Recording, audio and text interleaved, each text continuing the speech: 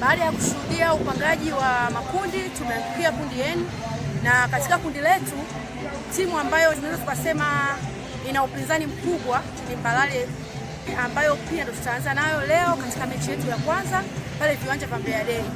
Lakini matarajio yetu makubwa kutokana na kundi letu lilivyo, tutaleta ushindi katika halmashauri yetu.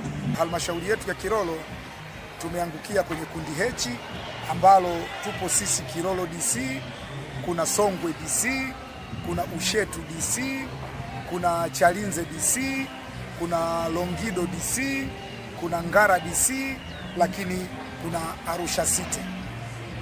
Kiujumla nikiliangalia hili kundi na uzoefu ambao tuko nao tukilinganisha na mwaka jana, timu zote hizi kwetu sisi ni mpya. Hakuna timu ambayo tumewahi kukutana nayo mwaka jana, lakini kwa uzoefu wa mpira wa miguu tulionao hapa, Arusha City ni moja ya timu nzuri na timu ngumu, lakini kwa aina ya kikosi ambacho tunacho Kilolo DC katika kundi hili, nina matumaini makubwa kabisa ya kufanya vizuri na hakuna timu ambayo itatusumbua, hata hao Arusha City wajipange sana.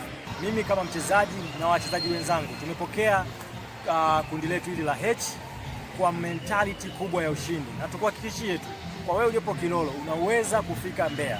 Karibu uongeze nguvu ya ushabiki. Sisi tuko wachezaji 11 lakini mchezaji wa 12 ni wewe ndugu yangu wa Kilolo.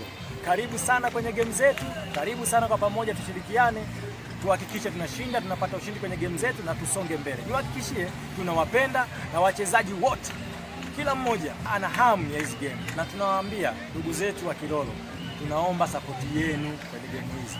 Lakini vile vile kama tunavyosema, tuko katika msimu wa Kitonga Marathon kama ilivyoanikizwa na mkurugenzi mtendaji wa halmashauri yetu ya Kilolo Kisiwema Jumaa kwamba Kitonga Marathon, tunza mazingira lakini njoo uwekeze Kilolo. Wewe ulio nje ya mipaka ya Kilolo, karibu uwekeze Kilolo, tuwekeze pia kwenye soka safi.